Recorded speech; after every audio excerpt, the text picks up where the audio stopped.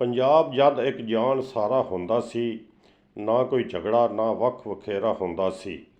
ਸੁਖੀ ਸਾਰੇ ਵਸਦੇ ਸਨ, ਨਾ ਕੋਈ ਦੁਖਿਆਰਾ ਹੁੰਦਾ ਸੀ। ਸੋਹਣਾ ਭਾਈਚਾਰਾ ਸੀ, ਸਲੂਕ ਸਹਾਰਾ ਹੁੰਦਾ ਸੀ। ਨਾ ਪਰਾਇਆ ਨਾ ਬੇਗਾਨਾ ਰਿਸ਼ਤਾ ਸੀ, ਪਿਆਰ ਦਾ ਇੱਕ ਹੀ ਰਿਸ਼ਤਾ ਸੀ। ਦਿਲ ਦੀ ਖੁੱਲ੍ਹੀ ਹਵੇਲੀ ਵਿੱਚ ਹਰ ਕੋਈ ਸੱਜਣ ਬੇਲੀ ਸੀ। ਨਾ ਦਿਲਾਂ ਵਿੱਚ ਦੂਰੀ ਹੁੰਦੀ ਸੀ, ਨਾ ਜੀ ਹਜ਼ੂਰੀ ਹੁੰਦੀ ਸੀ। ਹਰ ਪਾਸੇ ਸੁੱਖ ਸੁਨੇੜਾ ਸੀ, ਨਾ ਕੋਈ ਝਗੜਾ ਝੇੜਾ ਸੀ। ਲੋਕ ਸਾਰੇ ਹੱਸਦੇ ਵਸਦੇ ਸੀ, ਇੱਕ ਦੂਜੇ ਦੇ ਸੱਕੇ ਲੱਗਦੇ ਸੀ।